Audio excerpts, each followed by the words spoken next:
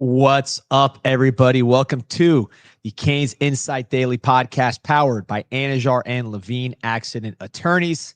My favorite day of the week, and it's my favorite day of the year, probably, because my favorite show of the week after a decisive defeat of Notre Dame, top 10 opponent. And we got the man right here, Mike Ryan Ruiz. How we doing?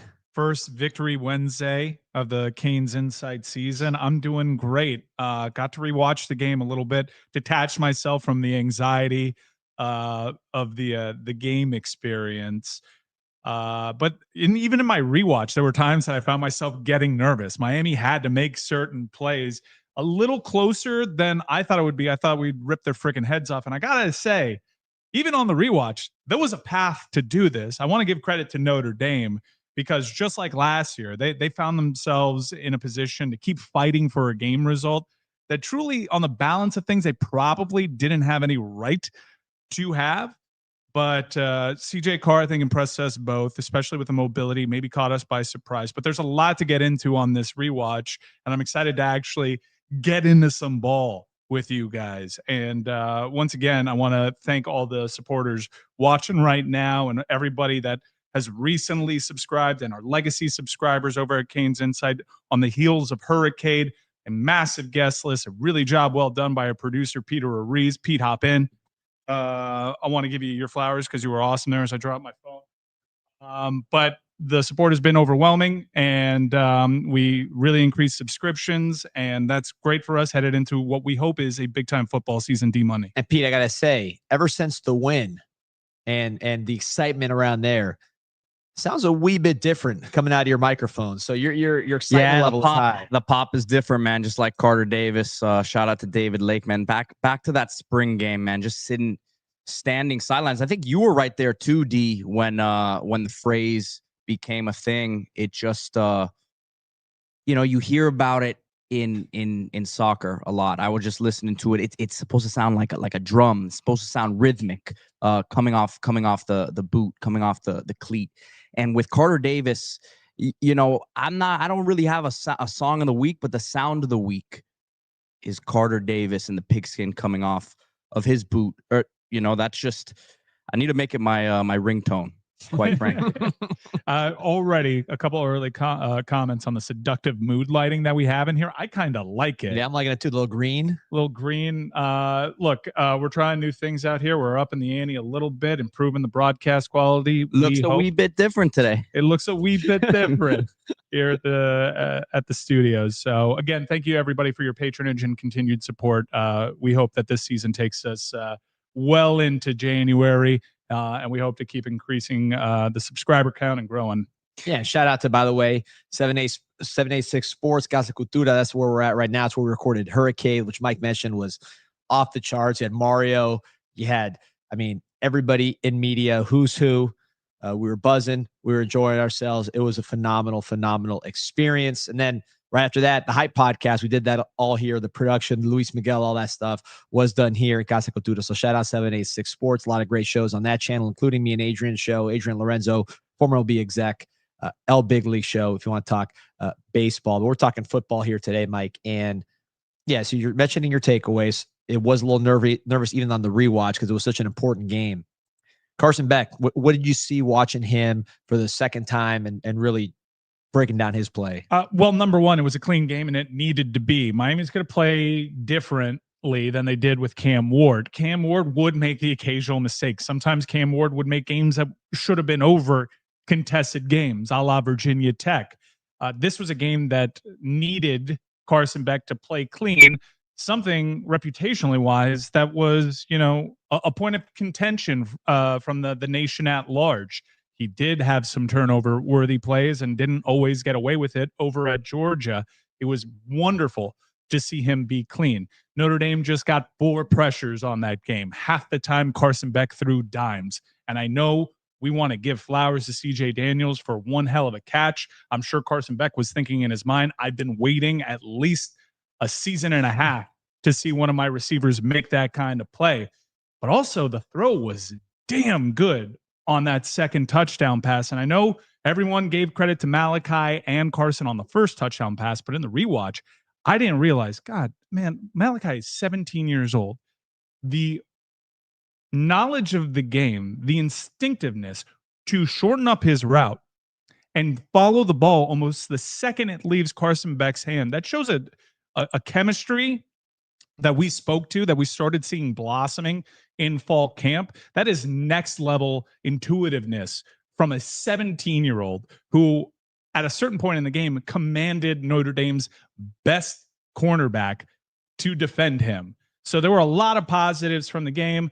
I've kind of find myself a little annoyed with a narrative about the conservative nature of Mario Cristobal. One of the worst defeats of our life was a 21-0 lead we had at Syracuse, in which Miami was running the ball at 7 yards a clip, and they decided to be aggressive the way that you people are clamoring for, and they blew that opportunity at Charlotte, and they were shut out of the CFP. I think it's a miracle that in a couple of months, after everybody in this chat was complaining about the defense, rightfully so, by the way, that Shannon Dawson and Mario Cristobal decided we're going to trust our defense because we fixed it that quickly. I don't think Mario Cristobal gets enough credit for how in tune he is with your criticisms and this team. He's not blind. He is not dumb. He knows how badly he needs to fix the defense. And every offseason that Mario Cristobal has been here since signing with Miami, there has been one issue. Wow, this Broyles winner, he leaves a lot to be desired as an offensive coordinator. Afuera, Shannon Dawson in here. We don't like Tyler Van Dyke. Bafuera, number 1 pick in here. What are we going to do at quarterback? We don't like Emory Williams. Bafuera, Carson Beck in here. The defense is a disaster. We had a national championship caliber offense. Everybody, Bafuera, including Lance Guidry. Go to Gitmo for all I care. Mario Cristobal, it's like whack-a-mole when you're building a program sometimes and new problems pop up. But this dude has fixed a lot of the issues almost instantly. Now, hopefully we have a whole season where no new problems pop up and this team is just that damn good. But stop and miss me with the conservative play calling. How dare he trust the defense? How dare he settle for a 47-yard kick? Did you not watch last year? Did you not see how we lost the most heartbreaking game of the last few years at Syracuse? That's how it's supposed to look. That is how it looks when the temperature drops and the competition steps up. We beat Notre Dame, a Notre Dame team that went through a murderer's row and proved to be resilient and a national runner-up just a few short months ago. A team that finds a way to hang around in games when they have talent discrepancies or even game discrepancies because they were not better on the day. Miami was in control that entire time. I was really happy with that performance. More encouraged by that performance to win in a close one than maybe I would have been in a 21-point victory because Miami was all of a sudden dragged into a nervy situation and they had to show composure and they had to make plays at the right time. They had to answer questions that maybe we wouldn't have had they run bell to bell and boat raced them. I love that performance. Shout out to the coaching staff for putting this team in place and fixing, at least for the moment, issues that were obvious to the eye. I love it. You got a lot of comments here. Clutch says, Mike, I was rocking with you on your show, arguing with Dan yesterday. These are facts. Got Nico Cooper saying, Cece said we have 15 more opportunities. Games left, like you have been saying, we have 8 more home games. It is a mentality thing. Love it. That's right. That's right. I mean, imagine. January 19th, 2026, baby. Imagine being a Miami Hurricanes fan for the last 25 years and having any issue whatsoever with how Miami got that done. A top 10 opponent in your barn. And by the way, shout out to the Miami fans. That was not a mixed crowd. Notre Dame travels well. You guys held on to your tickets. You weren't selling them on the secondary market. That was a true home field advantage. That's what it's supposed to look like. It's starting to look a certain way. It is starting to look a certain way. Mo Hussein, who's been telling people show up to the Rock. He's been contributing and supporting the show for basically every single show, saying show up. So guys showed up. He said, Canes need to stop living in the past and be more appreciative of the present. Can't be happy about anything. Incredible. There was one comment here I wanted to get to about the chemistry on the team right here. So Phil says, got to respect the chemistry with all the new guys, leaders of the team, clearly make a difference. You know, just quick story. I was at practice. By the way, shout out to Miss Tony, the mother of the chosen one, Malachi Tony. And I saw Carson Beck and him connected for a touchdown. Really not that much different than the one you saw in the game. And they had like this very elaborate handshake. And I go up to her, I'm like, oh, you know, you could tell he's going to be a target. That they already got a handshake. She's like, they've had a handshake for like a month and a half. And this was in the beginning of August. So the point is that like it was a surprise for everybody else to see Malachi Tony doing what he does. But Carson Beck, this has been his guy for a minute. This has been a growing process. Also, CJ Daniels, Pete mentioned the catch. So Carson Beck had an interview just right before we came on after practice, and he was talking about a catch from spring that CJ Daniels made. I was there in the IPF that was just as good, if not better, a very similar one-handed catch to the one he made in the game. And he was saying, man, I wish you guys saw that one. It was the best catch. Luckily, thank you to Carlton, CJ's dad, Subliminal Athletes. We got a copy of that. So Pete made a little short of that video. I don't know if we have it ready now. Yeah, I have it ready. I posted it. This does a lot to dispel the lucky narrative surrounding that second touchdown pass, too, because I heard Carson after the game say, that's a look that we saw in practice in our preparation for this opponent. And everyone's like, yeah, sure. And you guys have the receipts? Let's see it. Here we go. Yeah, we'll take the comment off here. So there's Carson talking about it. There you go. This is a clip from April of 2024. Look at CJ Daniels. That's an even better catch. That seriously was, man. And that's in double coverage. I know. Credit to Carson Beck for fitting it. Like there was a 2x2 window that Carson Beck could have fit that football in. Perfectly placed between the two defenders. And yeah, the wide receiver had to make a play on it. It's not the certain interception that people are making it out to be. I thought that the narrative surrounding that play in particular was unfair, not just to CJ Daniels, who made one hell of a play, not necessarily lucky, as he's showing you he is capable of this. And Carson Beck is showing you in practice, we practice that because I know exactly what kind of talent my wide receiver has. That is a great find by UD Money. Well, look, the throw in the game, it was a little off just because they were getting at his feet, so he had a pressure. He floated a little bit, but I think the read was right. And Dawson talked about it too, that if Beck's feet were set and he was throwing it normally, I mean, Daniels wouldn't even have stretched out. It would have hit him right there. Like that was the right read and the right decision to go to him. He just was a little off balance because of the pressure on his feet, and ultimately had enough arm strength to get it over there, even with his feet taken out of the play. And obviously CJ Daniels, that's athletes being athletes. I mean, you see that across the country with teams that have not been Miami, right? You look at Jeremiah Smith or Ryan Williams, you're like, man, I wish we had something like that going on now. And I've said this really every show since the game, Mike, and I wanted to bring this up to you because we talked about this offline. I watch pretty much every meaningful college football game. We were partying when the Clemson LSU game was on, so we were watching the corner of the eye. I went back and rewatched that game. I am not seeing a team that I'm like, wow, I wish we had, I wish we had that team. I wish we had that unit. Maybe a player here, a player there. But as far as like, wow, I'm seeing Tua throwing a Jalen Waddle to three or four first round receivers. I'm seeing a defense that is big at every single position. NFL corners. We got that at home. Mm-hmm. We got that at home. We don't need to go anywhere else. So I agree with you more than I disagree with you, but I do think that what complicates things a little bit is Texas and Ohio State playing each other in that type of game that was so defensive minded. I think that Miami would have issues, especially when it comes to depth, and maybe not the line advantage that they have, because for my money, I haven't seen over the last year and a half of football a team much better at Ohio State than Ohio State at stopping goal line opportunities. Second place is Texas. Both those teams all year, incredible last season. And if you watch the game on Saturday, it seems like both those teams picked up where they left off in terms of short yardage distance. So let's put that game off to the side. But even watching that game, I'm like, if we can execute and we can maintain our health, we may not have the depth, but we may not need that, because 1 through 22, we can hang with these guys. And I don't feel like Miami is out of their depth. Now, week 1 is tricky. I know that Ja'Cory Harris was a Heisman contender and Mark Whipple was a coach in waiting after a Labor Day night against FSU, and it turned out neither of those two teams were good. And that's not to say there aren't games like that happen in week 1. We could look back in retrospect and say FSU, Alabama, that's a 7-win team against an 8-win team. That wasn't really that impressive, because Alabama actually over the course of their last 10 games is 5-5. But I do think after watching Notre Dame and after rewatching the game, I think Notre Dame's going to be in for the long haul. I think that win will age gracefully. I think CJ Carr will grow into that position. I think they'll open up the playbook. They have good wide receivers. But the best secondary that I saw on that field wasn't Notre Dame. It was Miami's. Scott was flying around in that game. I mean, the guy that probably came in with the most fanfare was Poyser, and he probably had the weakest game. Beautiful tackle on Akeem Mesidor on that 3rd and 7 early on. Great job by Poyser wiping out our guy there. Head up on the tackles, kid. You can tell there were certain people I was locked in on.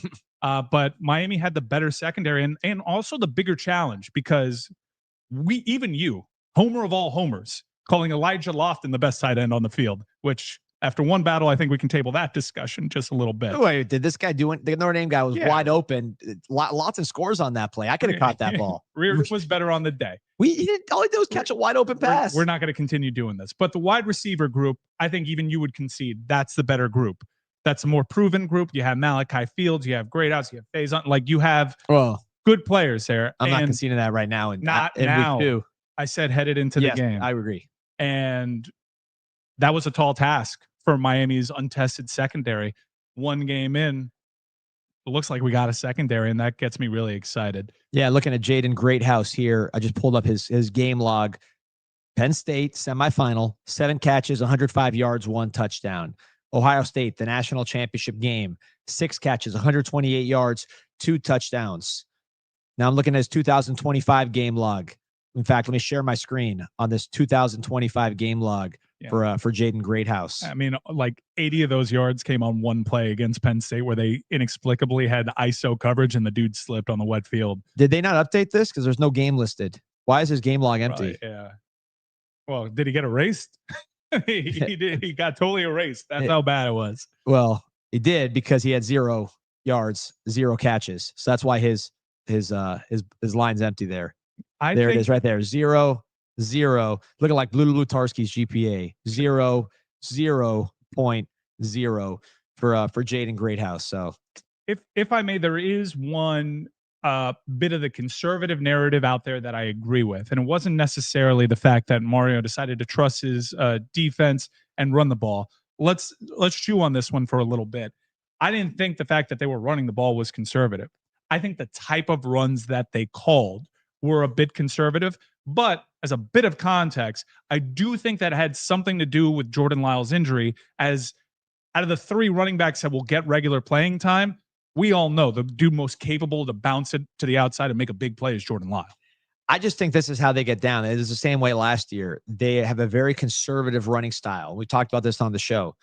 They like to run between the tackles. They like to have very narrow splits between the offensive linemen, and they just like to push people. They have the biggest offensive line.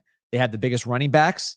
Marty Brown fits the system like a glove because Marty Brown's not out there trying to get horizontal. He's going straight up field. I would have liked to have seen it bounce it out. I know him to be capable of it. You know what? The quickest point between 2, I'm saying this wrong. Straight line. Yeah. Straight line. So shortest distance between 2 points is a straight line. So at the end, when you're bigger, you can do that. Now, if you were, just to pick an example, SMU, right? Or some team that doesn't have the talent. SMU could not run the same exact type of run game that we run because they're just not big enough to push guys and the running backs aren't big enough to push guys.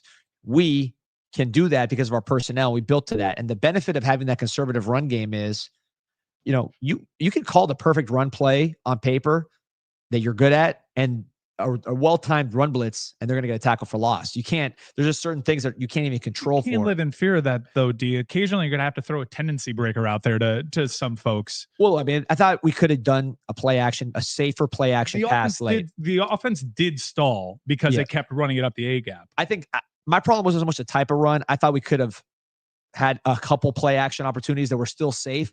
My view is they probably thought we're playing the best secondary in the country. It's game 1. Carson Beck just got here. He didn't even throw in spring. The timing with all these guys is a little off. We have young players all over the place. We have players that were injured, like Lofton, like Trader, that missed time and now are just getting healthy. So instead of risking, a tip ball or Notre Dame grabbing someone's jersey they don't see and they pick it off, let's be conservative and run. Now, I thought we could have maybe had some safer pass plays off the run. Nothing crazy, but just, Lofton leaking out, something that's low risk. But the actual running style, I appreciate because I saw it for all of last season, and we were top 5 in yards per carry. Notre Dame being right ahead of us at number 4 with a running quarterback.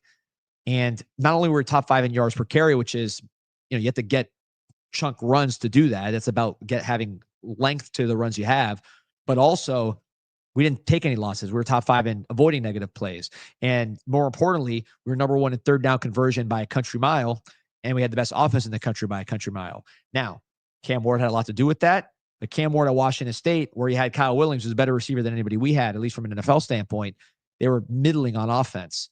So I think putting a quarterback like Cam Ward, who was the best quarterback in the country, and Carson Beck has a chance to be the best quarterback this year, or at least in that conversation.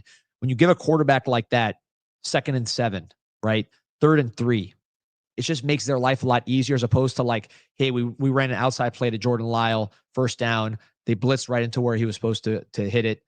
They tripped him up 2nd and 13. That's tough. And that can kill a drive.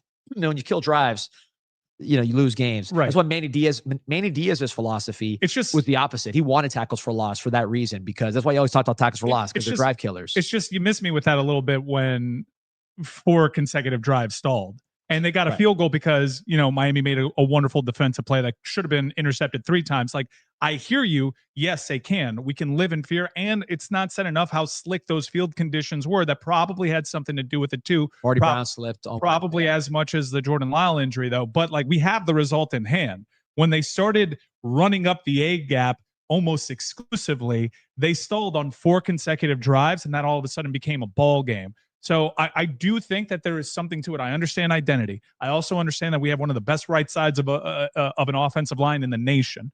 All right. So I would just like to see an occasional tendency breaker a little bit, because that game started hanging in the balance when Miami got very predictable on offense. There are reasons for it.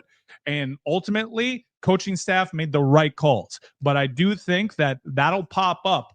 And there was another thing that popped up too. We were deathly terrified of what Notre Dame was trying to do on special teams. We called a timeout on a punt return. Look, if they saw a look and saw that they weren't ready for a fake, that is worthy of a timeout. But contextually, we had already spent 1 timeout on special teams, and Mario Cristobal wasn't about to spend a second on special teams. And what ends up happening is you get 0 points from that Justin Scott play that he made on defense, because we rush a snap, we're not ready, and we don't even get the opportunity to put the boot to the pigskin, as Peter was saying. So I do think that we need to clean up some stuff on special teams. Malachi Toney, for as wonderful as he played, fair catching a ball inside the 5, that on a slick field that can bounce some. I wasn't crazy about that. So plenty of room to grow on special teams. That being said, Notre Dame does come into that game with a reputation of being very good on special teams. So I understand, but they were definitely in our head, I felt. Well, top 5 team, top 10 team in takeaways last year. So 0 takeaways in this game. Miami got 2. Like, that's part of what you're trying to do, right, with some of this stuff, is to avoid losing the turnover battle, especially with a young quarterback. I think you had a situation where the young quarterback played at the maximum of what you expected him to play, and they still lost because everybody else was taken out and you did not turn the ball over. So what did you make of the Jeremiah Love narrative? The run blocking game, I know a lot has to be said for Ruben Bain's pass rushing, but he played a whale of a game when it came to stealing off the edge, and it looked like he paid attention to his own notes. Bleep Jeremiah Love, because that dude, if he ran against us a few months ago, that outside sweep run would have destroyed us. Elite. I mean, so Pete knows this because he was on the show with me. We were talking about Notre Dame's personnel in the lead up to the game. And I said, their tackles, very good. They lack a certain amount of power. They're smaller. I spent like 30 minutes talking about this. And you also said that that you weren't sold on the defensive line. I think Traore showed that he's a big time player. But I was talking to a college coach yesterday without knowing what you had said, and he said that the interior of Notre Dame's defensive line was not very impressive. Yeah, they're not NFL guys, right? And then on the tackle side, the Notre Dame's tackles are good. But when you watch Texas A&M, that was the game I highlighted. I said, look, Texas A&M had bigger defensive ends. Nick Scorton, what's that guy's name? We'll say Shamar Stewart, another big one. Yep. They had another guy who got drafted. I forget the name. But they had a lot of guys kind of in a similar weight range to our defensive ends who are bigger than the average defensive ends. And their tackles are 300 or less. So in that matchup against Texas A&M, they were getting knocked, which is also on the road. They were getting knocked back. Now, what the Notre Dame fans would say when I brought that game up was they'd say, well, it was their first game. Because remember, that was the opener. We were watching it in Dave & Buster's last year after the Gator game. They're like, special. That was special Dave & Buster's. Special. Although not special as Las Rosas, watching Ric Flair promos from Nitro with no sound on, holding a championship belt, drinking a Buzzin', celebrating a win. That was probably the peak of life right there. You incepted that one. But going back to that Texas A&M game, when you told Notre Dame fans, hey, I think your tackles are going to be a little light in the butt against these defensive ends, they said, oh, that was the first game of the year. They've gotten a lot better since then. Well, they went against the defensive tackles with power and size, and they couldn't get it going. They were getting knocked back consistently, and then by the end of the game, it was an abusive situation. So I think that particular matchup for us it was strong, and I think in general, our defensive line, and we saw it today, or we saw it on Sunday, we're big. To have defensive ends that are 270 is on the bigger side of college football. To have a guy like David Blay, who's a legitimate NFL defensive tackle, then Justin Scott, who's a big 5-star defensive tackle. Very impressed with Ahmad Moten on the lighter side, still not small, but on the lighter side, he was making all kinds of havoc. Yeah, poor guy got caught up on that wet field a little bit there. But I mean, that's a tough play for the big man to make. But he got in there. You know, he did his job. They got to finish, but the guy Carr made an unbelievable play, but he was getting in the backfield easily. So you were talking about Ohio State and Texas on the front end, and those guys are obviously very good on defense. Yeah, I think Archer's going to be all right. You and I are I'm all in on Arch. Yeah. I'll take Arch in a heartbeat. He could be, if he wants to transfer from Texas, you keep our number. But with our defensive line, the Notre Dame running backs ran for I have to pull up the numbers, I think 75 yards or something like that together. The running backs alone. Mm-hmm. Not very much. That's CJ Carr was the most dangerous rusher for us. Price had a couple of moments.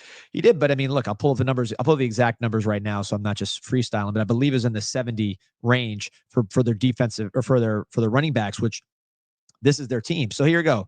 So 78 yards between Jadarian Price and Jeremiah Love, the two backs that got carries in that game. 78 yards. So if Miami's defensive front can hold Notre Dame's running backs to 78 yards. That's not like Carr ran for 100. You think he ran for 18. So overall, the running game got stalled. They have a better running game than Texas. Notre Dame does. They have a better running game than Ohio State. Notre Dame does. We'll see. I mean, they do. We'll see. They were top 5 with us last year, and they brought everybody back. I mean, those teams only doubled down on their investments. I think it's really hard to judge what Texas and Ohio State are going to be. I don't think any of those running backs are as good as Jeremiah Love. Okay. Let's start there. Wow. Look at how much you've come around. I said he was the first rounder the whole time. I don't know, Pete. I said he was the first rounder the whole time. I said he's not single-handedly dominant. I said he wasn't Adrian Peterson, but I said the guy's good. No, we had to stop him. He gave him credit. Yeah, we were credit. I don't hate on Notre Dame. I hate on Florida. Florida sucks. Florida has always sucked. Last year, they were horrendous. This year, they're slightly better, but they have a very good quarterback. I've got thoughts on that game. Oh, troubling box score. Which for Lagway? For Florida in particular, I can't believe I have criticisms off the 55-0, but getting 0 sacks and surrendering 11 tackles for loss against a team we all learned at the same time as a football program. On Long Island. That's like a law firm that they were playing. I mean, it has to look a certain way like we've all established, and that ain't doing it. Yeah, Clutch is saying the QBR for Lagway is another It's just something to consider. It looks a little funny in the light. I'm sorry to disrupt your thought. No, I'm with you 100%. They didn't add anybody. We completely you talk about how bad Notre Dame got beat up front.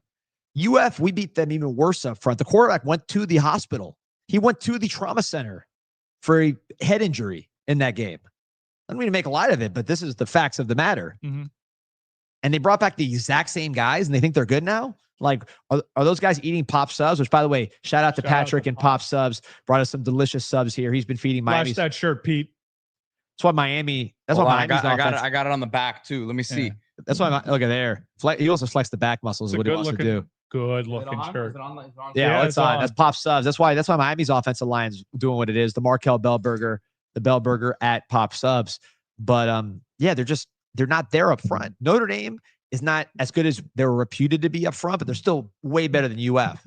And we annihilated them on both sides. Yeah, it was great to see Ruben Bain perform like that. We've always known. And Ruben Bain is like a pillar to what Mario Cristobal was trying to achieve. I've heard Mario Cristobal talk about the type of player he wanted to target to turn this program around. He invoked Mark Fletcher. He invoked Ruben Bain, among others. Those guys came in culture changers. And I want to speak to this culture. We mentioned it on Hurricane. I asked Mario Cristobal the question about the culture he instituted.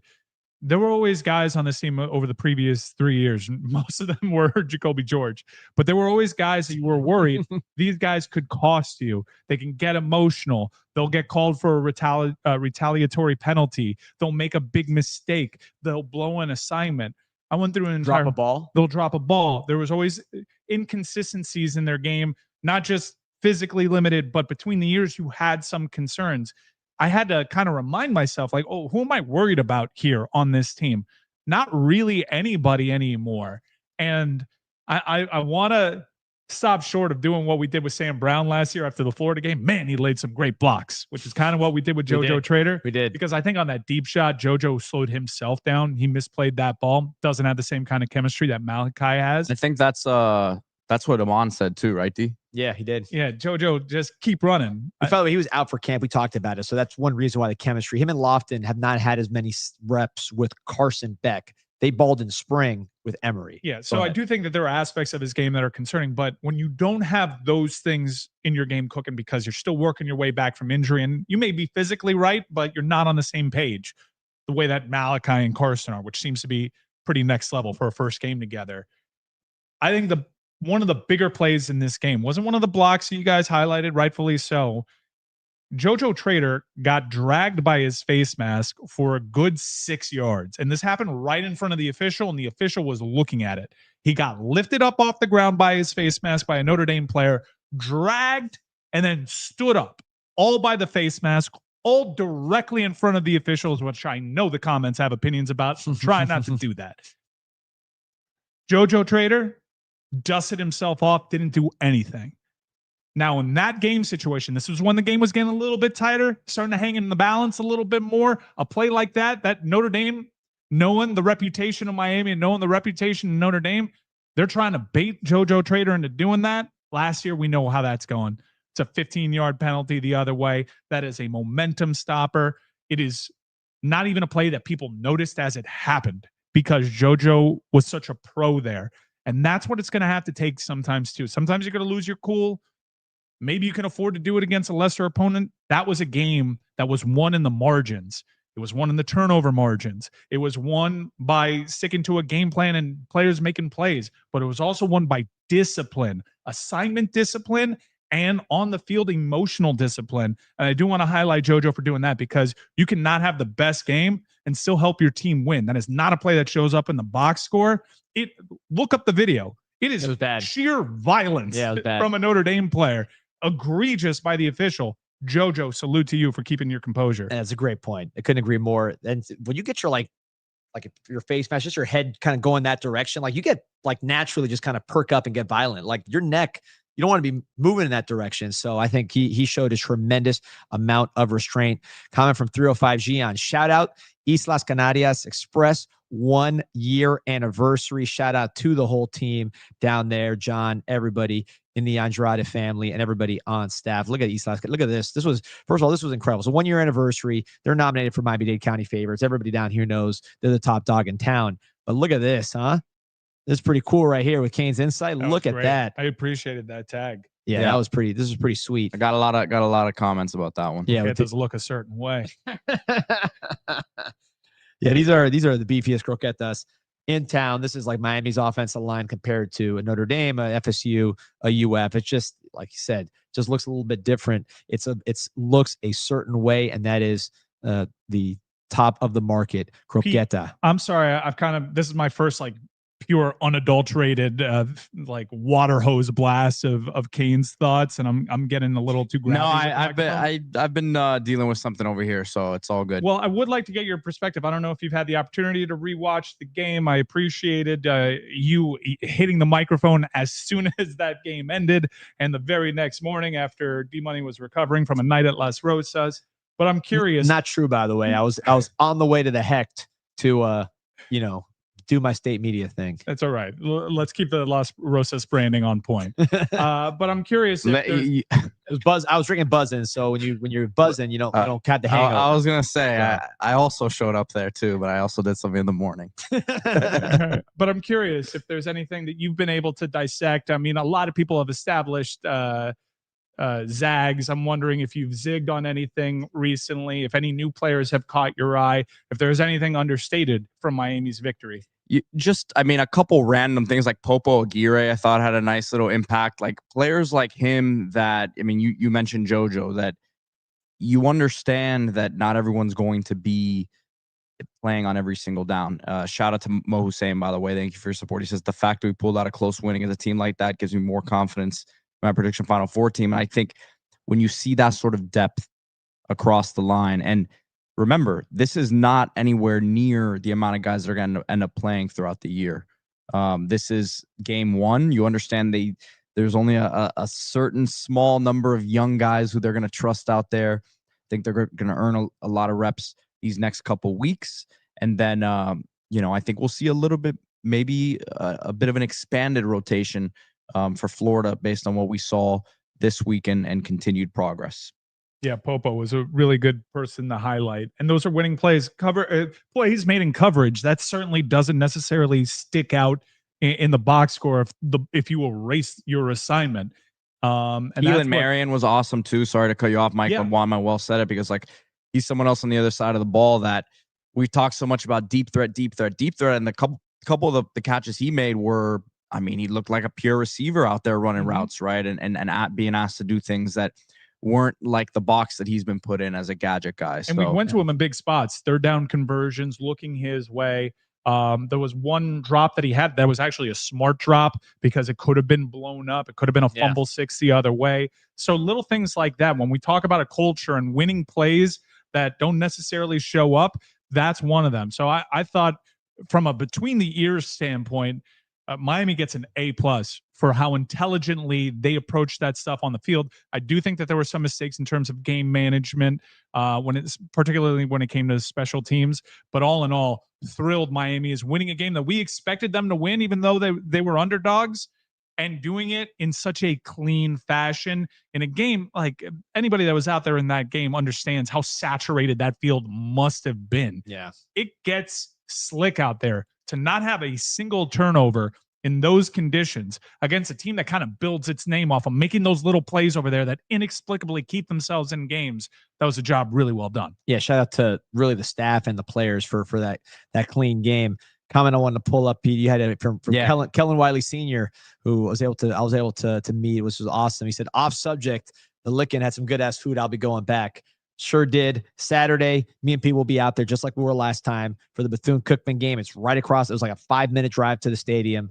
You could see this. You could probably walk to the stadium if you wanted to. I wouldn't, though. It's a little far. It's like a mile and a half from the walk, but you it's could drive right there. Yeah. So the Lickin' Miami Gardens will be there on Saturday. Great meeting you out there, Kellen. Great meeting all the people we met out there at the Lickin'. It was an awesome event. Shout out to Eileen. Shout out to E-Class. Shout out to the whole crew out there. Coach Mello. Shout out to Chef Bridget. How can we forget Chef Bridget, man? Chef Bridget was holding it down. So I think Kellen Jr. is someone we're going to see a lot over these next couple of weeks, and we'll see him, getting active out there, man. Sucking up, Pete.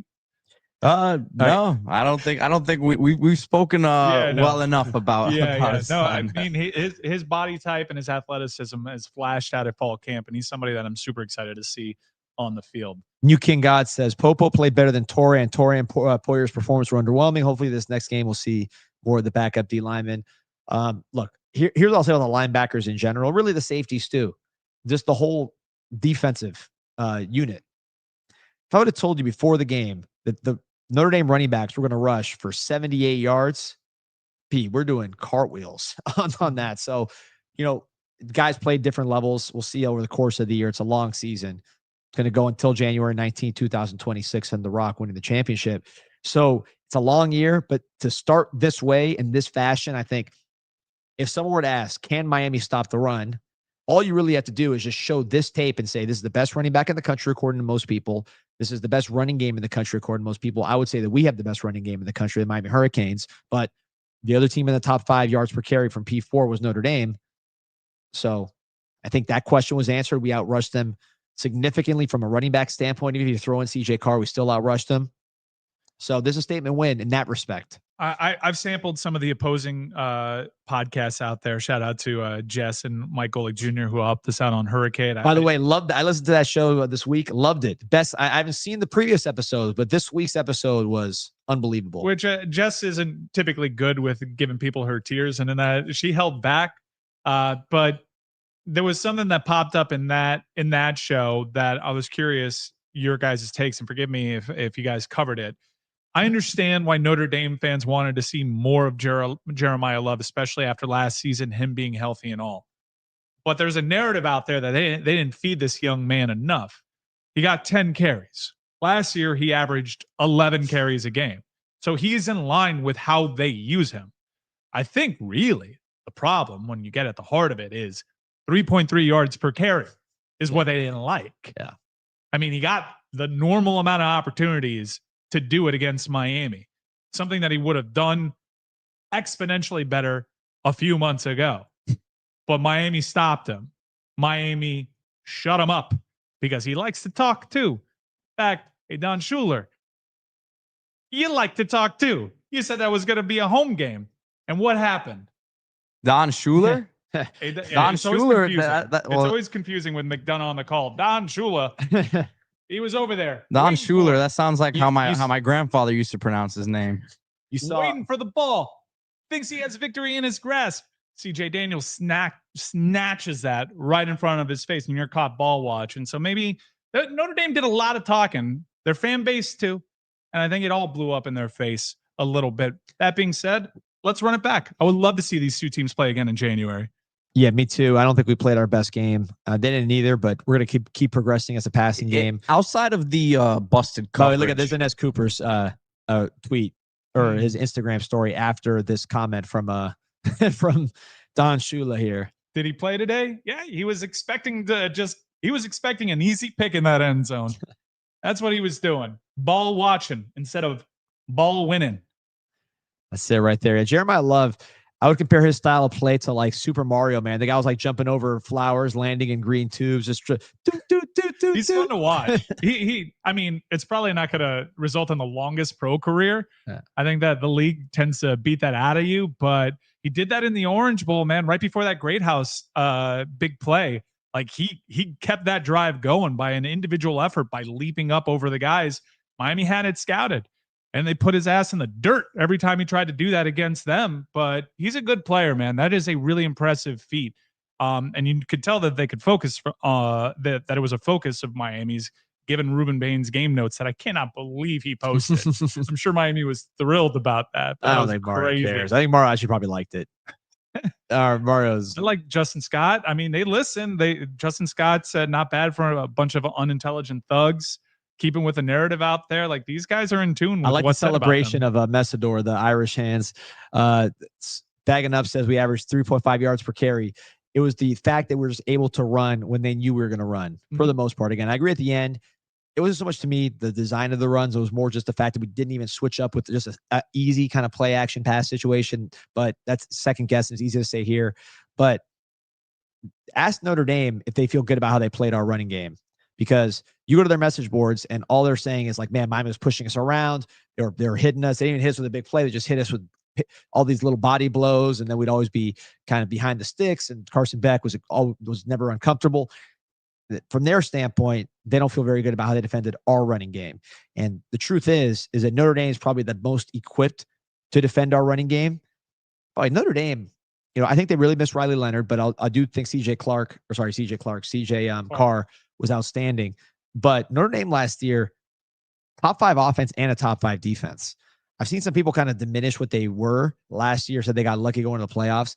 This was a very, very good team last year, and they brought back 11 starters and brought some guys in the portal that helped them. Lucky in the playoffs. That team was so hurt throughout their playoff run, along really important positions, including their best player, Jeremiah Love, did all of that essentially on one leg. I don't think they got lucky at all. If anything, Ohio State may have gotten a little bit lucky that by then Notre Dame was beaten to a bloody pulp. And even in that game, they hung around longer than they had any business to. They earned a lot of respect last year. So miss me with luck last year. That is a really good team. It's a good program. Yeah, they have a new defensive coordinator in there. It would have been sweeter if Al Golden were the defensive coordinator, but maybe it looks a little different. That's one of the contentions from Notre Dame fans, is that we're not seeing the same kind of aggressiveness. But I thought if they did see a more aggressive Notre Dame, Carson Beck was dialed and he could have made them pay. Miami is really, really good. We'll see if they're national championship good. National championship good is if I line up against you on a given Saturday, I may not win 10 times out of 10, but can Miami get in that like 4 wins out of 10 against the likes of Texas and Ohio State when it's your night? And keep in mind where the national championship is this year. That's a great equalizer if there's a talent discrepancy. We're not getting that far ahead of them. No, let's get that far ahead. Let's talk championship. So you talk about Texas. You're laughing. You wrote an article about it this week. Oh yeah. I couldn't believe it, quite frankly. January 19, 2026. We've seen all these other teams. We can win a championship. We've seen all the teams. We haven't been able to say that for, I don't know, 20 plus years. But D, we were like, I don't know if I was, but there were sentiments of that early last year. Let's not. But like, it would be like we saw other teams. I mean, Ohio State, even before they lost a couple games, but you looked at Ohio State, you're like, man, they're pretty loaded. They got 2 NFL running backs, Jeremiah Smith. I mean, they look. People were talking about coming out of week 1 last year. We felt good, but we knew that there were some really good teams out there, and we knew we had some weaknesses. Secondary. We did leave the secondary. We did leave the swamp saying, "Man, Florida sucks." They do suck, and I don't think that we came away with that impression. If anything, I thought Miami was going to have an easier time with Notre Dame, and I don't think it's Miami's fault. I think it's because Notre Dame's. I undervalued them 100%. But let's look at Texas, right? Just to pick a team. Let's just pick Ohio State because Ohio State won. Ohio State's quarterback has played 1 game. If you compare him to Carson Beck, Julian Sain to Carson Beck. Carson Beck is 25-3. Julian Sain is 1-0.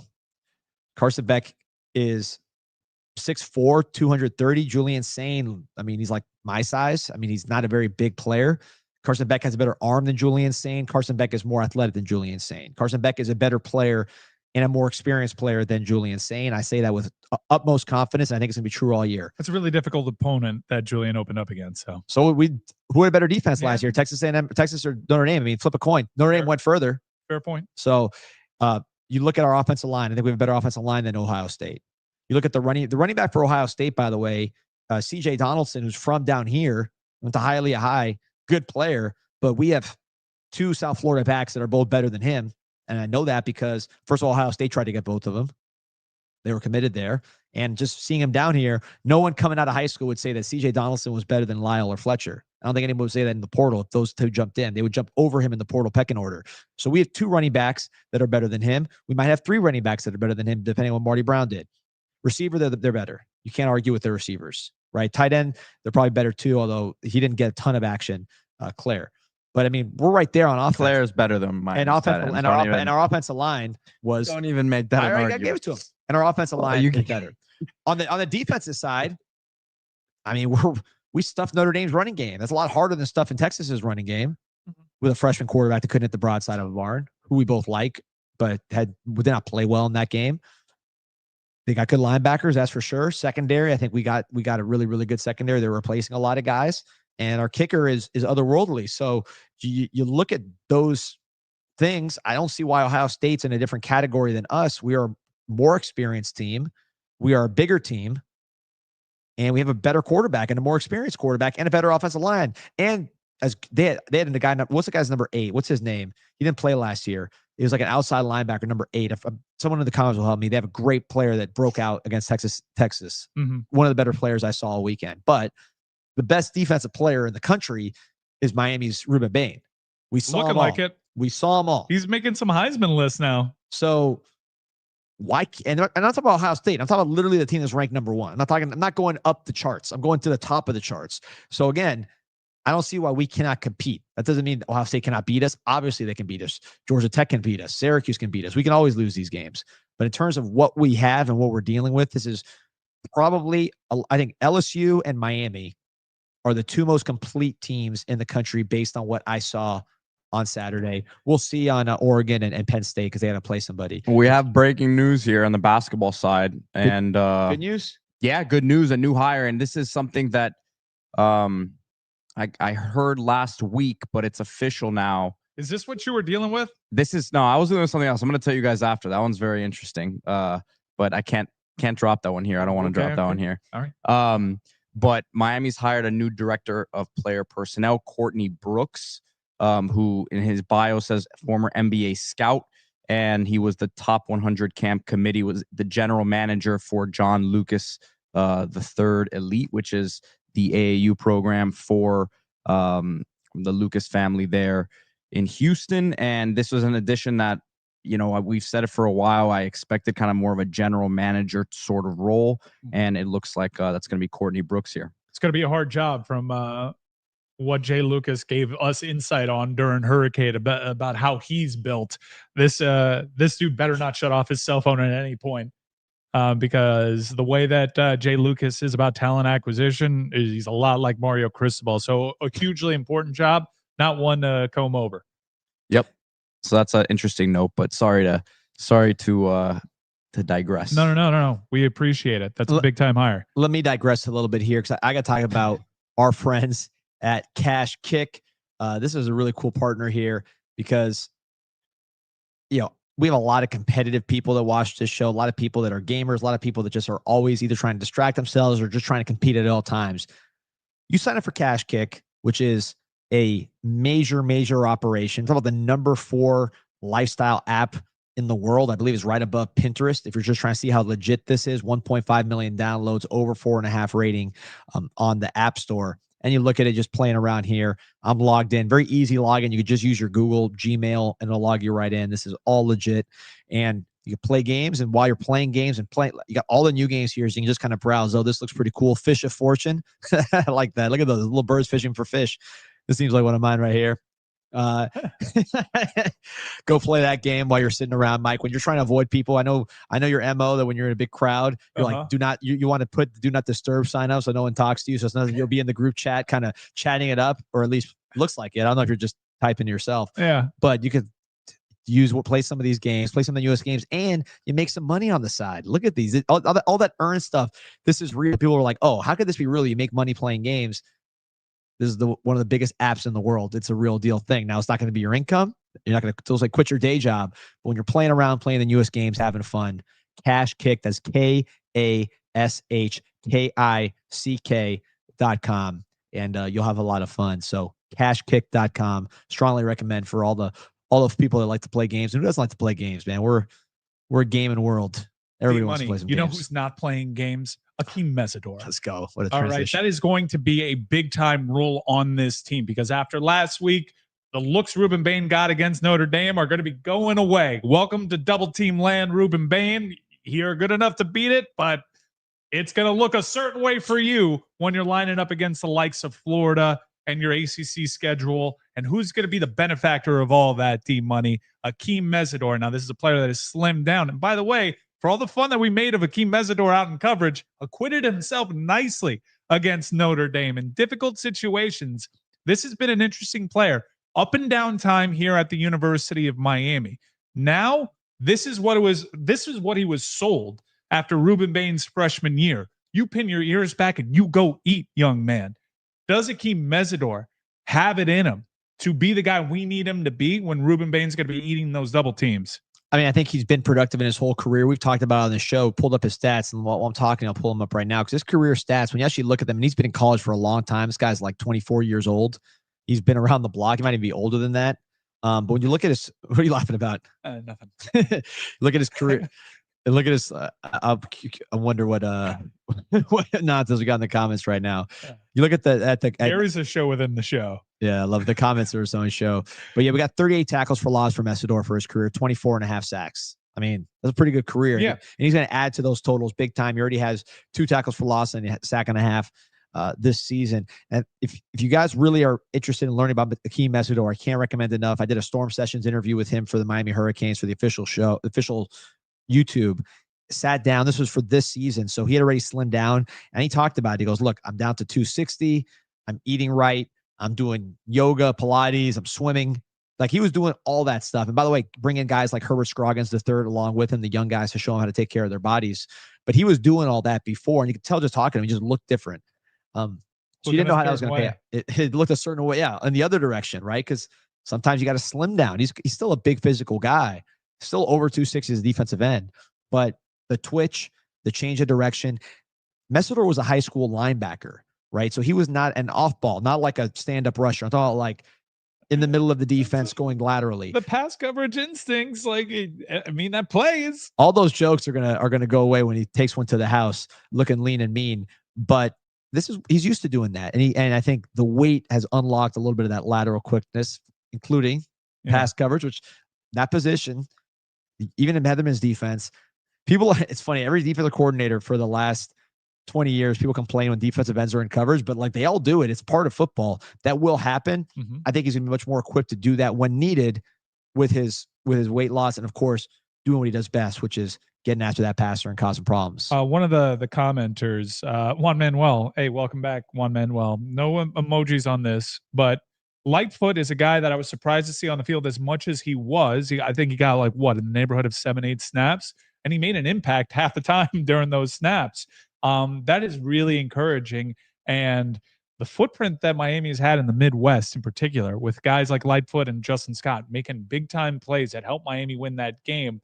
I know we want to put up a fence around the Tri-County area, the state of Miami, but the game has changed. And that is great tape. These are all guys in this upcoming class that, played against Lightfoot and Scott, and they're seeing them do it on a pretty grand stage against a Notre Dame team that is always a talk of the town around Chicago.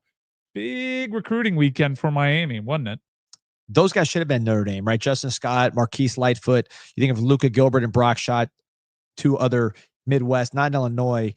Brock Schott is from Indiana, Fort Wayne area, I believe.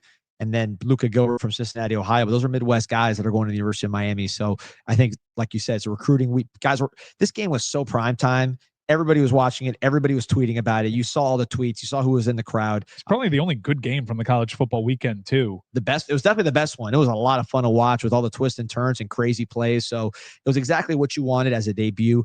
And we talked about it. University of Miami's having a moment. Neither of us attended this particular. None of whoa. What do you mean? Wait, you did. Pete, I forgot. You forgot. You went. Pete is the only one. Pete is the only one. Pete was one of the Pete's a portal guy. Before the portal, and he's a UM grad. You were there most of the time, right? No, I was there. I was there. I did one semester at FIU. So, I was there for. So he was a quick portal transfer. We were not.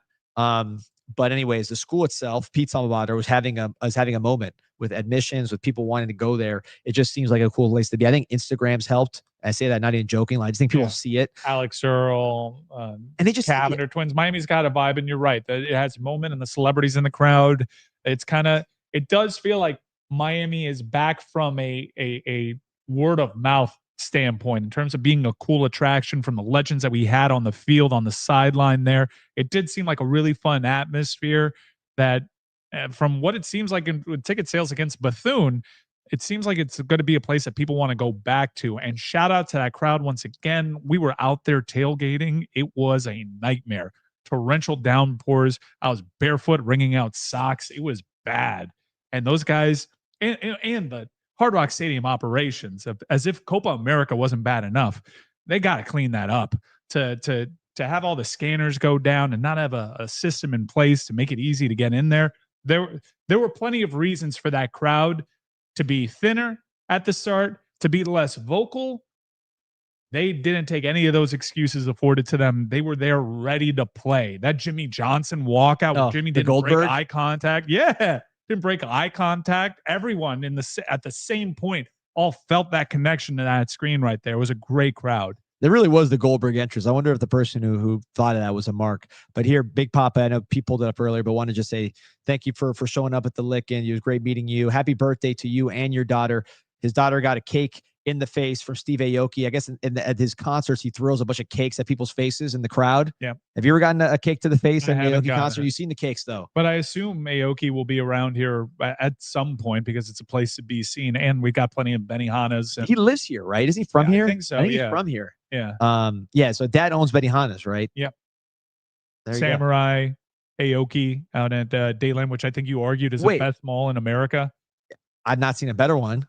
Have you? I haven't been to the Mall of America. Did he say that? Minnesota. Yeah, he said that. Have you been said that Dayland is the best mall. Dayland's incredible. That's where I grew up going. I still go to the Dick's Sporting Goods over there. It's unbelievable. I mean, in every way. But good ones in LA. The Dayland Dining Pavilion. The Dining Pavilion is out the charts. I don't just say that because Islas is a sponsor. It is. What are you laughing about? The comment section. It's just phenomenal. Yeah, there you go. So he's got a story for everything. He's deep in the community. But the Dadeland Dining Pavilion is outstanding. They have a whole city around the mall. So again, if you want to talk about other malls, I don't know how many Downtown malls Dadeland's fantastic. Some good restaurants over there. have cities like or little neighborhoods in their mall. LA's got a couple good ones. I'm just saying. I went to the Century Village Mall, one of those big malls. It was fine. It was okay. Lacked a lot of energy. You know, like had a lot of vegan options, which is fine. I like that. But the energy around where did I go? I will Century say Century City. Century City. Dadeland's had a great turnaround. I was in Century City in Beverly Hills, which they made it out to be a very popular mall. There were pictures of it in movies and stuff. It was okay. The vibe was mediocre. It lacked the energy. It lacked the oomph. You know what I mean? It was just kind of like Vegas has good ones, but you're looking about your traditional mall with a food court. No, I'm talking about the energy, the vibrant. No, you're just talking mood. straight up mall, best mall in America, Dadeland. I'm show me one better. I went to Century City in LA, which is a famed mall. There's a good one in did Houston. Not have half the energy. There's a good one in Houston. I'm trying to, was it the Galleria? The Galleria is nice. I've been to that one. Yeah, Galleria is really nice. I went to that one during that was like Undertaker, Shawn Michaels, WrestleMania. Oh, great. The second one, right? No, that was the first one. Galleria is nice. The Galleria is nice. Yeah, they do have the Dick's Sporting Goods have batting cages in that one? Dude, the Dick's Sporting Goods over there is unbelievable, man. Oh, it's insane. They have batting cages. They got a whole machine. They got. Can't you do your golf swing? And dude, get the yeah, you have simulators over there. What are you talking about? It's incredible. I'm telling you, Dadeland, unbelievable. I would say great turnaround for Dadeland Mall. When you consider the mass shooting in the 80s, they really built on that. Phil's saying, boys, this is off-season talk. Oh, we haven't even gotten to Gaga. Buckle up. Oh man, yeah, can't wait, man. I mean, what else do you want me to do? I did like 5 minutes on JoJo Trader keeping his composure. Here we go. EJ Rod, thank you. So came down from the Mid-Atlantic for the game, went to Dadeland Mall, parentheses, looks really good for the Ed Reed event. Had to get the croquetas at Islas Canarias. Some good eats. Thank you, EJ Rod. You're in the Mid-Atlantic area. Went to the Arundel Mills Mall right there by Baltimore. Fine mall, but lacked the sizzle. I mean, we're talking about this this is an international situation out here in Dadeland, as you know. South America, the Caribbean, Eastern Europe. It's a whole vibe at Dadeland Mall, the Dadeland Dining Pavilion, and yeah, man, it's the energy is hard to beat. That's why there's a city in the city of Dadeland Mall, which, by the way, you cross the street and there's good shops on the other side too, Pete. You know that as well. Tampa has a good, Brandon says Tampa has a good mall too. Yes. It's good, man. Is that West Chase? Guys, I don't think we're respecting the opponent nearly enough this week. We're breaking down Dadeland Mall more than Bethune. Champy says that we need to get a grip. I mean, this should be right up the alley. Champy's lived his entire life in like 3 square miles. I assume Dadeland's one of those 3 square miles. Pretty sure he lives right across the street right now. Yeah, I mean, come on. Abraham Goose just asking about Abraham Auguste. What about Aventura Mall? Aventura Mall solid as well. I just think I could use a little more an upgrade and Sawgrass. Dadeland just got the facelift, so Dadeland is rocking and rolling. The Dadeland talk might be the most Homer thing that we've done on the show. Bagging up is reading between the lines of the subtext of some of my comments here. All right, here we go. Let's do a transition to Bethune-Cookman. He says Volusia Mall in Daytona is great. So we're talking about Daytona Beach's Bethune-Cookman here. Let's talk about it. What are we looking at to see? This is the depth game. Jordan Lyle doesn't set foot on that field, right? Like we don't need to see him play. You give the defense a couple of drives to let them pad their stats and force some turnovers and keep in a rhythm. But this is a game. If you're into recruiting, I imagine you get into the recruits. Let's see Emery a little bit. Let's see maybe your boy Luke Nickel. Let's go. Pringle getting some touches. I thought Pringle had a really good camp. I was excited. You want to talk about one of those guys that can bounce it outside? I do think we'll see some outside runs here. This is a good get-right game for JoJo. It's a good get-right game for Elijah Lofton. So let's see. Pancake was promising, getting more snaps out there. Yep. Tommy Kinsler. This is a great opportunity for some of these projects that Alex Mirabal has been developing to get some playing time in there. Hell, our backup kicker is going to get some run, hopefully, in this game. Special teams, time to clean it up. Return opportunities for a guy that was a preseason All-American in Keelan Marion. But all in all, stay healthy. Let's see some of the younger Bucks that we're trying to get a little bit more game experience because Miami's going to look different in January than they look right now. Unfortunately, this is a very physical game. Injuries are going to be a part of it. We're going to have that depth tested a little bit. Lightfoot, that was very promising. A lot of great stuff to build on there. Let's see you play for an entire half here. Step on them early and get these young guys some snaps so you can maintain health and get these guys valuable game experience. Well said. I agree. Some of those names, Kinsler, Lightfoot, some of those guys in the trenches, the running back. So we've had a couple comments here about the running back position in this game. Brandon saying, I want to see Hellcat, a.k.a. Chris Wheatley-Humphrey. We got Sergio saying this is the Pringle game. Let's see if it looks different with him. Those two guys, that's what I want to see the most is Chris Wheatley-Humphrey, Gerard Pringle, because they're the speed backs, right? They're the ones that bring a different element to the game. If you're going to have that in this offense, those guys are going to be the ones that bring it. Lyle can bust some big runs. Fletcher can as well. But those are the guys that's really their game.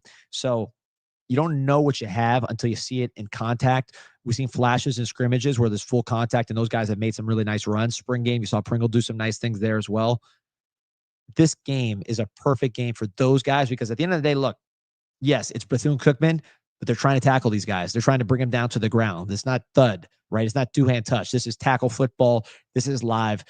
The way guys react in those sudden moments, like those just quick little reactions, you can't really know until this kind of situation. So perfect opportunity to see what Pringle can do, what Willie Humphrey can do, and also pass protecting. You know, let's see what that looks like at full speed when guys are flying in. I think it's a great opportunity for those guys. And a good opportunity for Josh Moore to get extended run, even as some of those starters. And I know Josh Moore got early playing time. We looked his way a little bit. Playing time too.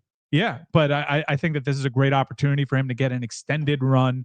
I'd like to see him play a little bit more because that guy is a body type that we're going to lean on. We need him to get this experience out there. I'd love to see him get some more run.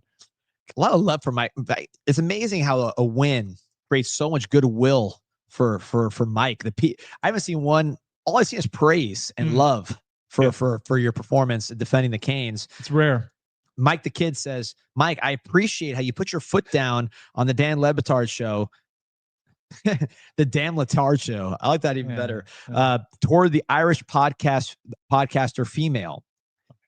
She makes excuses. I like how you smashed her. Okay. Well, phrasing, but thank you. Yeah, no, it doesn't come as a surprise to me that when I get to be a Miami homer and just tout the good things that Miami does, that it's popular with this crowd. But this has been, year 4 Mario Cristobal. This is what we'd hoped we'd be in position for. And I saw Sunday night as a fulfillment of we're exactly where we need to be. And I saw the Canes film account put out Miami's recruiting pitch to offensive linemen and quarterbacks out there, which was really well done and really impressive out there. Maybe communications over there at the University of Miami can repurpose it because it was a very effective tool for Miami's identity. Yeah, A-gap, maybe we want to see a little bit more creativity there, but to take an opponent that went to the college football national championship final and to just say, we're going to A-gap you to death. Now, maybe not the results, but the fact that the mentality was, this is the strength of our team. Miami's identity before used to be swag. Now it's trenches. Now it's rolling up your sleeves and beating you with mass, girth, and technique, and it opens up everything else. If the quarterbacks see that, I'm going to get that kind of protection. What do you think the wide receivers are going to think? It all has residuals, and this is exactly what was Mario Cristobal's vision. Mass, girth, and technique. I got to say, speaking of mass girth, now I know why you always sit up straight in your chair as a media professional, because when I sit like this, I look like Homer Simpson right now. You got to stand up. Stand up straight. That's again the tricks of the trade. You know what you're doing out there. You do have the lighting a little bit more geared to play off of your tan too. Oh, is that how it's going? Yeah, I got the white light. You got the green light. Hey, sometimes these things happen. Let's see what's going on here. In the chat, Nick says we are rating malls on Bethune week. Yeah, it's that kind of week. I like the Daytona. Solid town. Is Ed Reed going to be on the sidelines for this game? A lot of comments about Ed Reed. Obviously had that tenure at Bethune that did not end well. It didn't start well. Did it start? I mean, I credit to Ed Reed. I don't know if he has his regrets about how he handled that. I'd be curious to ask, but that was wild. A wild chapter in Ed Reed's history. Good to see Jeff Bezos hanging around, though. Didn't Jeff Bezos go to his Hall of Fame induction? To Ed Reed's? Yeah, that was like the legend that he went to Ed Reed's induction. That Jeff Bezos, I mean, he showed up to the game there. The rumors were Bezos was a UM guy. I'm gonna keep having those performances and get them signing up to canesconnection.com/CIS. He was there. Dana White was there. Obviously, all the Hall of Famers were there. Jim Kelly was there as well. So it was a packed house, man. We had a comment from Adam Clark talking about DJ Volume, noting that legacy game for DJ Volume. DJ Volume answered the bell. There's some people who weren't happy, man. Let's talk about this. I thought. Look, grading on the DJ Volume curve, I thought that DJ Volume did fine. This is a guy that a lot of people want to push out of town. This is a guy that we haven't necessarily been fair to, but we can't just be talking about all the improvements that Miami made and ignore the ones that DJ Volume made. I think there's a great building block for DJ Volume. It's got to sound a certain way, DJ Volume. Let's a little warmer. We're getting warmer now, but I do think that we've turned the ship around, I think. Mixed bag. I think more good than bad. I would say when he, first of all, as Adam Clark knows, the John Cena theme, great touch. I think, and it was like kind of an awkward moment of the game when he played it, but they still got a pretty good pop. If he plays that like during a good moment, that will get a huge pop. So I would keep the John Cena theme, DJ Volume. If we're talking about some of the good, he played Sweet Caroline, and I was like, this is corny, this is gonna suck, but the crowd went insane. It's a crowd participation song. You got to throw some of that stuff in there. Someone does point out the timing. I think he does need to time it out a little bit better because there were certain songs that you're like, I'm feeling this, but we had to quick fade. He was getting crunk during the offense. Like we were on offense, and the guy was playing Shout by who sings Shout? The Trick Daddy. Well, also the Animal House Shout.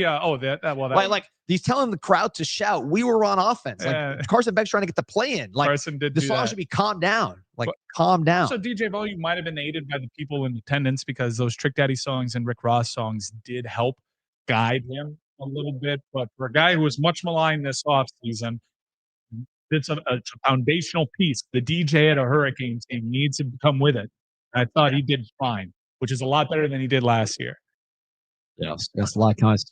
Shout out to Malik Rozier in the chat. What else we got going on? So I can't wait to watch this interview. But apparently Mario went on with Pat McAfee, while we were on here, and I just saw the first clip of the interview, and McAfee starts it out by suggesting putting 100-yard swimming pool on the length of the field that fans can basically swim along as they drive down the field. And Mario's laughing while he's saying this, man. I can't wait to watch that interview. Should you be watching our show? Like we're live. Excuse me?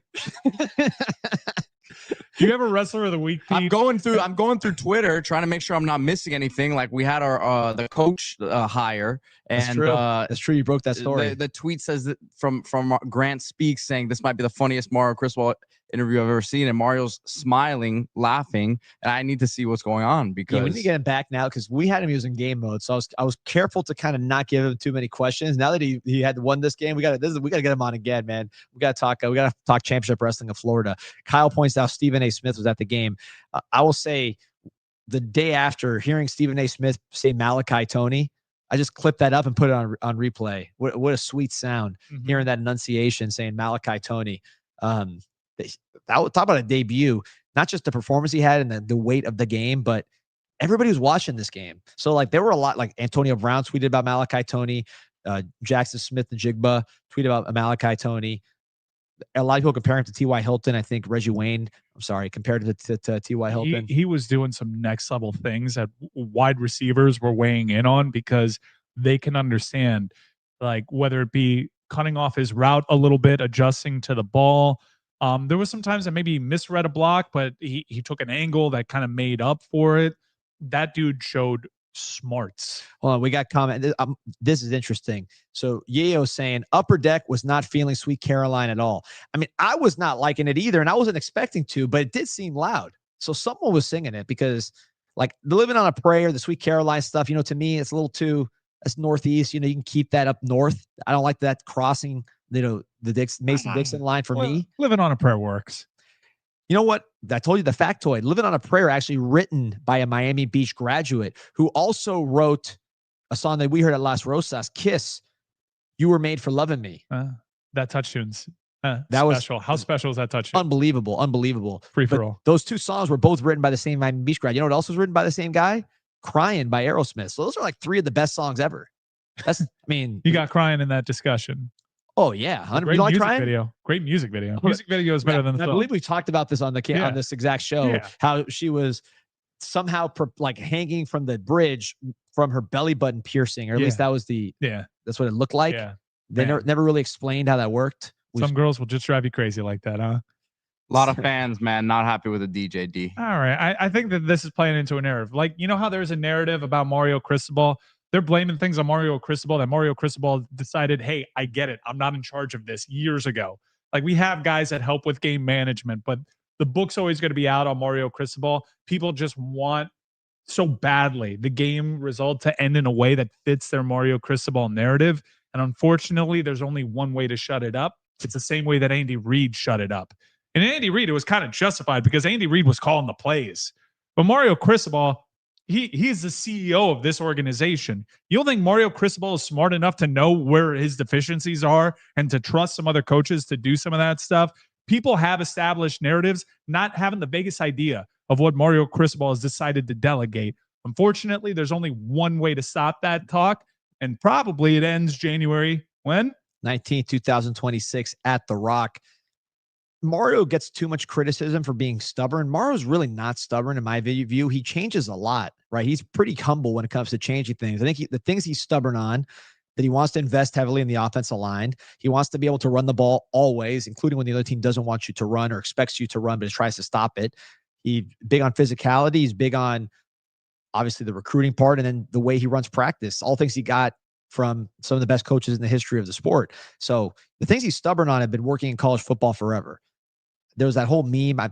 It was on CanesInSight.com, 7.5 million posts and counting. That they kind of made fun of. Oh, he just wants us to be tough and physical. Well, yeah. Look at Michigan. Look at Alabama all those years. Look at Georgia.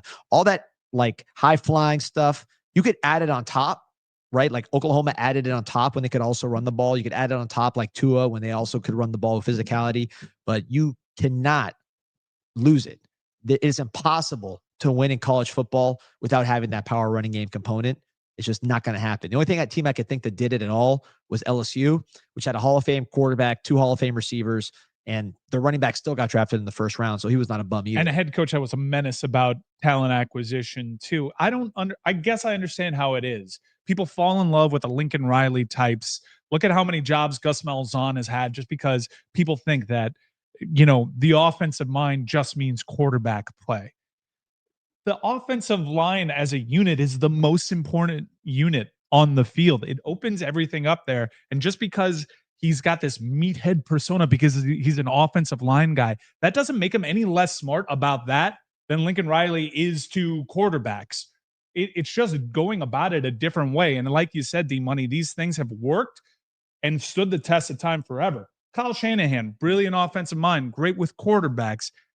The Shanahans built their name on having great nimble offensive line with a zone blocking scheme that makes everything else work. Uses a fullback. Sean McVay. As does Mike McDaniel. Sean McVay, same exact way. Sean McVay is one of Mario Cristobal's favorite coaches. Had him down here for a coaches clinic. Like, just because he's not out there holding the Waffle House menu to his face, calling the play calls without a headset, or because he didn't play quarterback at some Eastern Illinois, doesn't mean he's not smart about offense and what is needed out there. Only one way to shut people up, though, because people have made up their mind about him. Bagging up saying Georgia's throwing the ball now, Michigan's passing the ball now. Georgia had a running game in the hundreds last year, and they had a really good quarterback. That didn't work out for them very well. They had a terrible year for their standards. I mean, they won the SEC, so it's a pretty good year. But in terms of like actually winning a championship and playing the way they wanted to play on offense, they did not do that because they couldn't run the ball. So I think that's probably a negative that they're throwing the ball more now. I haven't seen Michigan pass the ball yet. Last year, they couldn't pass it at all. Maybe this year they'll pass a little more with Bryce Underwood. That would be news. Are we starting to do that, or an eye towards the future? Because I kind of did that a little bit looking at some quarterbacks. Let's talk college football. Malik Washington from Maryland. Okay. Put him on your radar. I just want to put this on your radar, though. It's. Do you have a hard out of 3? No. Okay. Oh, good. All right. No hard outs. So we're gonna be. Yeah, Malik Washington.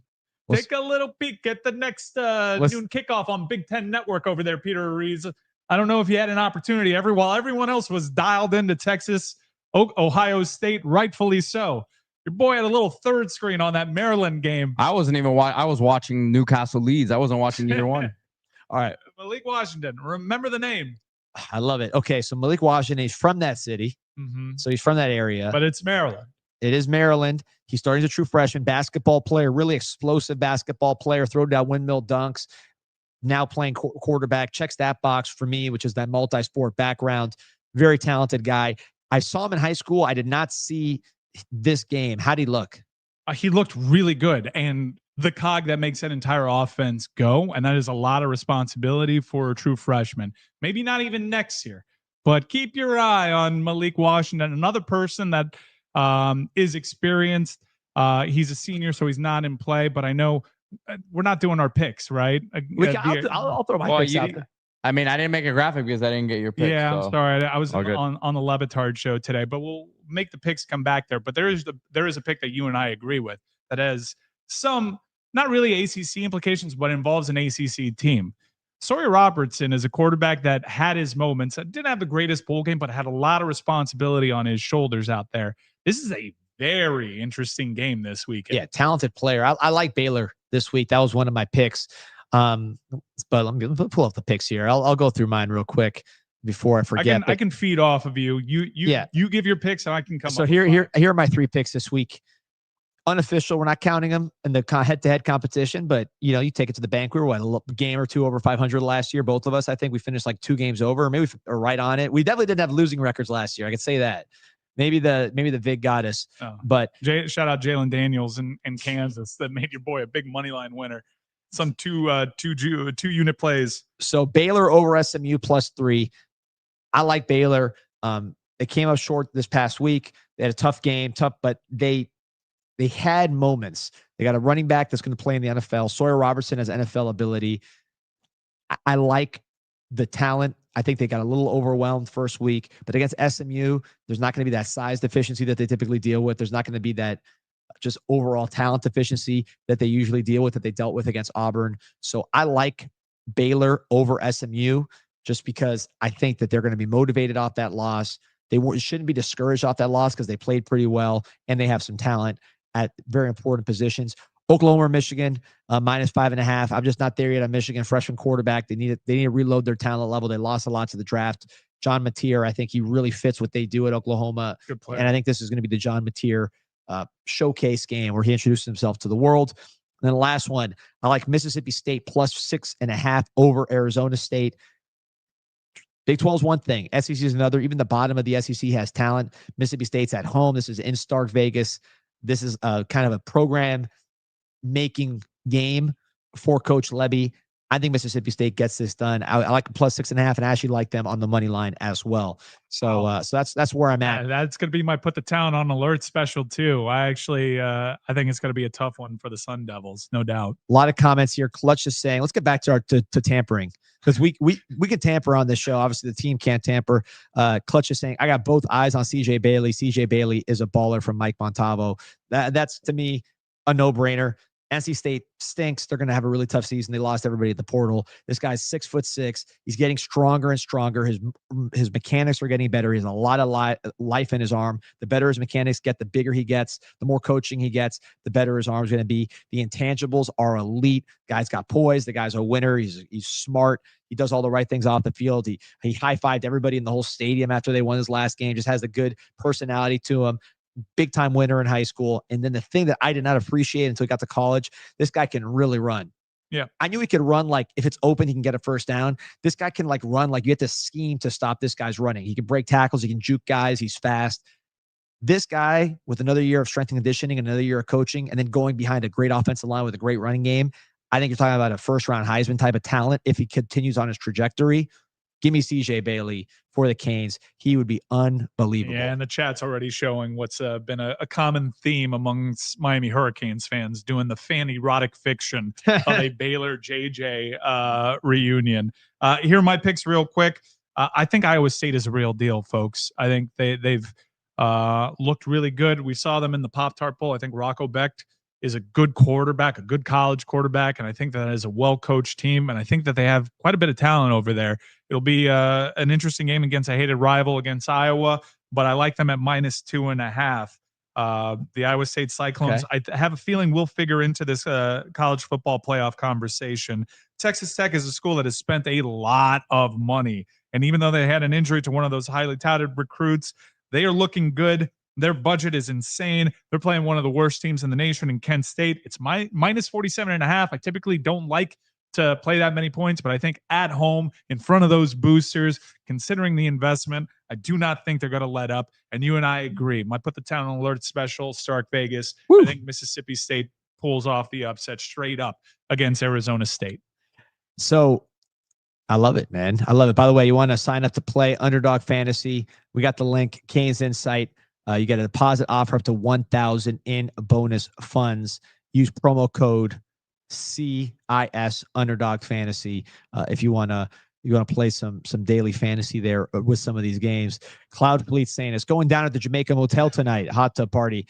So it's like 3 blocks from me. Well, I was gonna say that's one of the 3 square blocks, 3 square miles that Champy hangs out in. True story. So this past week when the Hype Pod dropped, which we recorded here at 786 Sports Studios, by the way, I appreciate everybody who watched my Hype podcast. It did not go obsolete after the first week, which is always good.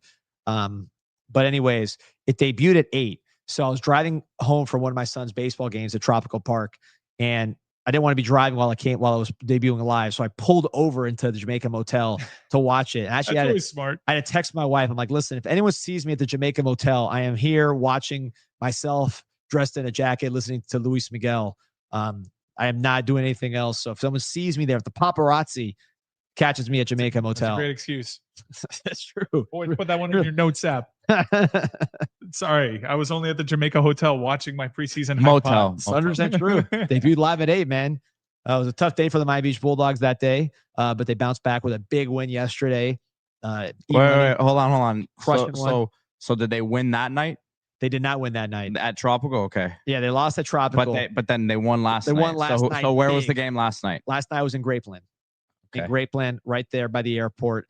Big day for E-Money. Drove one about 200 feet in the air, crushed it. And then also two innings of solid work, 3 strikeouts. Shout out to E-Money and the Miami Beach Bulldogs. Big win, big bounce back win in the second game of the year. What a swing. You saw that? Sounds a wee bit different coming off of that bat. All right. For those that are hoping that we stay on Miami Hurricanes and college football all show long, you must be new to the proceedings here on Wednesdays, because Wednesdays we do a little something different. We give you a song of the week. We give you a wrestler of the week. D-Money, what are we kicking off with here? Let's kick off with some music. Well, right? I got it wrong, by the way. I didn't put the right remix. So you didn't put the right remix. Okay, I'll clarify. So I'm going with Pocket Full of Stones. Pimp C's on it, but it's actually UGK. Which I was confused when I was gonna, because I know the song, UGK, the original one. UGK is his debut album, Too Hard to Swallow. I think they had a mixtape before that, but the first full length album, Too Hard to Swallow, a classic. Did the Pocket Full of Stones. I went with the Pimp C remix, which I think you were trying to say, P, which is that Pimp C did another beat to this song, which I thought was a better beat. You could tell because he's saying, give it away, give it away, give it away, doing the Red Hot Chili Peppers thing. Unbelievable song about, selling drugs, early 90s rap stuff, but the song is incredible. Bass, just classic UGK, slow, heavy bass, and Pimp C is in top form. You look at his quote here, and my brother-in-law, George, shout out to Dr. J, likes to tell the story. He was out of Las Rosas, wasn't he? Oh, of course he was. He's part of it. So Pimp C showed up wearing a coat like this to the video for Big Pimpin' with Jay-Z, which was the biggest hit UGK ever had. And it was Miami in the summer, or Miami whenever it was hot. So he was wearing the fur coat, sweating. And they asked him, Pimp C, why are you wearing a fur coat in the middle of Miami? And he said, there's no temperature on television. How about that? As a bar. How about that? From a dude that had plenty of bars. But great song. You can't beat it. The whole album is great. The best UGK album is Riding Dirty, when they really put it all together. But this is their debut, so you could see the energy. They're young. Pimp C is slender there. It must have been like 19, 20 years old. But they did a great job. So shout out to UGK, RIP Pimp C. A great song, Pocket Full of Stones. All right. My song of the week goes equally hard. From somebody that you also don't want to see out there in these streets, Lady Gaga. That's right. Lady Gaga is wrapping up her mini residency at the Kaseya Center tonight. D-Money and I will be out there. It's just a date. Us two. No one else. We're going out there to celebrate this big dub against the Notre Dame Fighting Irish by singing Bad Romance at the top of our lungs. But the song I want to highlight is produced by one of my favorite EDM producers and DJs. Gesha Felstein did a great job on this album. Abracadabra. It's funny how Lady Gaga, New Poker Face, was a big hit, and she decided for all my lead singles, I'm just gonna stutter and not actually Judah, like Abra. It's all that's what she does. Bad Romance is a little stutter kind of singing to it. So she knows that that's what she has to deliver on, and deliver she did. One of her better lead singles ever, I thought. Great energy to this track. I have no shame at all putting this to our CanesInSight playlist that we update every week with these, because this is the song. I understand some of you may feel a certain way about Lady Gaga, but if you got that Lady Gaga come up on the tailgate playlist, you're gonna make the girls happy and you're gonna be toe tapping. I'll tell you that right now. It's impossible not to. I'm really looking forward to seeing her in concert. I've never actually seen Lady Gaga in concert before, so I'm excited that you and I are going to be doing that, sitting next to each other with no one else. There will be some ladies present, I promise, and potentially some high-ranking college football. What will you call them? Head coach Mario Cristobal will be smack dab in between us, high-fiving as we do Bad Romance and we sing in the sha-la-la-los.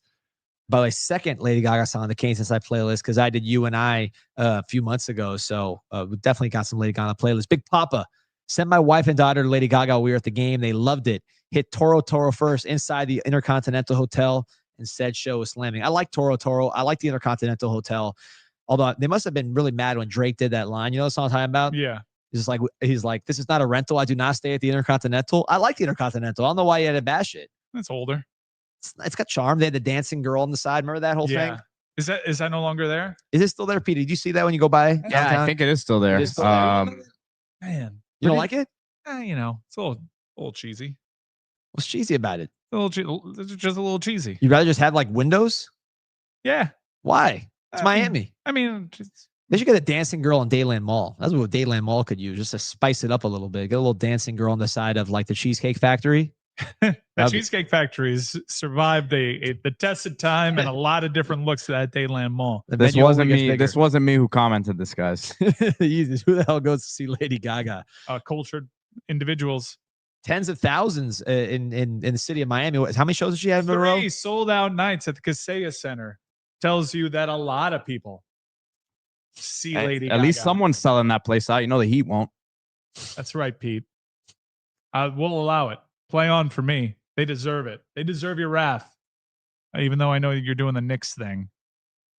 Oh, you're very sensitive about that. Do you have a wrestler of the week, Pete? No, I don't. Hey, Martin Quinn, 3-6 Mafia Vision, UGK, sipping on some syrup. A great song. My favorite line that Pimp C ever said: "Eat so many shrimp, I have iodine poisoning." Pimp C, R.I.P. Hopefully it's not that Walmart shrimp. Did you see that story? No, what happened? Radioactive shrimp being pulled from like Spider-Man? Yeah, it'd be like the wackest superhero origin story. Right? Yeah. It's a giant shrimp. Yeah. All right, I'll go with my wrestler of the week because it kind of follows the Lady Gaga theme a little bit. Luna Vachon. Ooh. Luna Vachon was scary if you were a little kid growing up in the 90s when she came out as a valet, but she was so good at her job. One of the saddest Dark Side of the Ring episodes is Luna Vachon's, because you found someone that was really good at her job but fell out of place once there was a societal shift to be sexier during the Attitude Era, and she was forced to do things that weren't exactly. She was good in the ring. She was much better than her contemporaries of that diva era in the ring, but she was forced to kind of humiliate herself a little bit, and it was really sad because Luna could potentially get like Rhea Ripley level big if she were around today. And Rhea Ripley, one of the biggest stars on the planet, a lot of influence, a lot of borrowed look, attire, attitude from Luna Vachon. I don't think Rhea Ripley is unlike anybody in wrestling, but if you could say that she was influenced by anybody, it was probably Luna. Luna, at one point married to Gangrel, who is presently a world champion for our local promotion down here. Shout out to Domino. Huge Canes fan. Yeah. So I just want to give Luna her flowers, a performer that unfortunately could have worked in every era outside of the one that her career kind of flamed out in. And it was a shame because that was when wrestling was its most misogynistic, and she was a talent that really transcended and was too good for that era, no doubt. Luna was terrific. And it's a shame we didn't get to see more of her, because that was really in the 90s when look was almost everything. Luna certainly had a look that was scary. She leaned into it. She was good on the mic. She was a good valet, a good manager. So definitely shout out to Luna Vachon from a great wrestling does have more than one royal family, as you know. Yeah, the Vachon family. So my dad and his brothers went from Cuba to Oregon, and the number one promoter in Oregon, or the number one star in Oregon, was Mad Dog Vachon, which I believe is her father or someone in her family. So she comes from wrestling royalty. She did. Yeah, I agree with what I hadn't thought about that in a while, but yeah, she was not very good in the Attitude Era. She was great, like right before the Attitude Era. Like compete in bra and panty battle. Yeah, that royals. was not her thing. She was good before that. Before that was when she was at her best. Dated Gangrel, who is a huge Canes fan, big time Canes fan. You mentioned the champion right now, the local promotion. But yeah, I see the Rhea Ripley thing. I hadn't thought about that, but because with the leather and the chains and stuff like that, yeah, what could have been? She was one that you wish you could put her in this era. I think she would have done a better job. Very realistic, very old school. She did the little things well, just as far as being scary and kind of like, scaring kids and doing all that kind of stuff. Would occasionally take bumps that the men trusted her with that would help tell the stories in the matches. This was a time where there really wasn't a place for women in wrestling to get physical in the ring. She was most apt to do that. She was most qualified to do that. The dark side of the ring really does paint, because her life and her career did take a tragic turn, but you do have work up a solid amount of empathy for how outside looking in she felt towards that Attitude Era, and how disappointing it was for someone of her talents. Almost 1,300 on live here. Coco Kane says, "What's up, D Money? Nice seeing you." Section 215 was going bonkers. My boy D Money gets intense. Yeah, I do get a little intense. Not as much, yelling at the refs and things of that nature, but when it was like a physical run, I do get a little fired up. When I see Mark Fletcher run someone over, something like that, I do get a little intense, but I'll try to be positive energy. I don't think I yell at too many people. Pete, with a great comment in the private chat. Can we use it or no? Yeah, I mean, I didn't want to, offend anyone. No, I mean, and we got a brand, but you'll see a lot of conventional looking ladies too that don't necessarily look like Luna Vachon. Las Rosas has something for everybody. Yeah, Pete's saying there's some girls at Las Rosas look like Luna Vachon, which is true. Damn right. We're proud of that. Some girls that look like Rhea Ripley too. Oh, the unbelievable experience. You have former champions, Coastal Championship Wrestling champions in the Las Rosas universe. Should also mention, it's actually a good segue to my latest wrestlers of the week, the Steiner brothers, because after the game, went down to Las Rosas in Allapattah, hometown of Lee Corso, bar owned by this man right here, Mike Ryan, renovated, really unbelievable job, home away from home. For a lot of people. And then you go in, and I brought my can of Buzzin'. Shout out to Buzzin'. Was not initially allowed to bring it in, pulled some strings, got the Buzzin' in. So I was sitting to the bar, and they had Monday Nitro, an old episode that I couldn't even think of what era it was, playing on mute. Seeing Ric Flair's promos from that era on mute, unbelievable. The guy's veins are popping. He's running the ropes for no reason. He's just great. I didn't hear one word, and it was the best promo I ever seen. Then also saw a match with Steiner Brothers against Public Enemy, basically a jobber match for the Steiner Brothers. They completely destroyed them. And these guys right here, first of all, the fact that Scott Steiner's still thriving is a surprise. The guy, the fact that he's still alive is crazy. Yeah. But the guy is unbelievable, one-on-one, the genetic freak. And these guys beat the hell out of jobbers like nobody else. I don't think anyone ever was meaner to jobbers, whether it was suplexes, clotheslines, you name it. Scott Steiner was really ahead of his time too, in terms of the agility and how big he was to be able to do some of that stuff, really influenced by the Japanese style. They had some terrific matches out in Japan that we haven't really seen over here because it wasn't available to us. One of my favorite matches ever were Steiner Brothers against Lex Luger and Sting, because they were just two massive babyface entities, and the Steiners went over because of teamwork and how tightly knit they were, being brothers and all that. And there was some individual success too. And I think the biggest star to come out of this family is active right now, possibly, because I'm starting to see it's starting to look a certain way, D, when it comes to Braun Breaker, getting a little bit more comfortable on the mic, and that tan we're relaxing some a little bit, which is big for his look. Love the feud with Roman Reigns. That was a great show. I finally caught up on it this morning. My wife was trying to get me to help with the kids' morning routine, and I said, I'm working. I was watching Logan Paul versus John Cena in Paris. Unbelievable crowd. Great show. That feud's great with him and Roman Reigns, the nephew of Scott Steiner, son of Rick Steiner. I think Scott Steiner's son is like a receiver for Kennesaw State. Kennesaw. Yeah. So, and then he has another son that I want to say is like a basketball player. So proud Steiner to Kennesaw pipeline. Right, would for real. appear. Michigan missing out on that. Yeah, man. Seriously.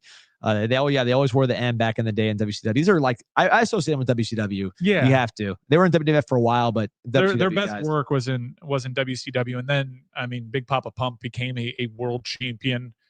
Bad run in WWF, in WWE, and then had his health issues, but had some stuff, gave a legendary promo in TNA. There's some good stuff to TNA, and it's long been rumored that that vault will end up being property of WWE at some point. And I can't wait to revisit some of that stuff because Steiner, when he had Petey Williams as his like stunt double, there was some really good comedy there. Someone did the Steiner math and said that it checked out. I don't know if that's an urban legend or not. Steiner recliner, Adam Clark saying that's a legendary move. Football question here from the Yeezys. Said, you guys are the best. Go Canes. Thoughts on how we match up with FSU? Should we be worried? Look, they can beat us. A lot of teams can beat us. They have a tricky offense, but we have better players and better coaching. So we could. Did you just hear it? A lot of teams can beat us. I can't believe that. And he said, look, they can beat us. I said that before they beat Alabama. But I said that in the preseason stuff. I said they got a tricky offense, tricky quarterback. They're a trap game. But as far You're as trying to claim Castellanos, and I don't like it. No, he sucks. Don't get me wrong. You've been trying to claim him for the tribe, and I don't like it. He's been saying he's born in Miami a lot. He has. I think he stinks. I think FSU stinks. They have a very limited ceiling, but they can catch you on a bad day as they did to Alabama because they got a tricky couple offense. More good games here though, and he's going to be putting him in that South Florida quarterback production list. No, it's like Anthony Richardson. When you move and you suck, and you go to a rival, you're off the list. Okay. So he checks all those boxes. But I will say he's very good at effectively getting under my skin, and this predates the FSU thing. Hold on, we got some inside info from Big Papa. Says, had a bite to eat at Hard Rock after the game, and Irvin sat in the booth next to us, tapped my son on the shoulder, was wearing his jersey, and he's very high on the team.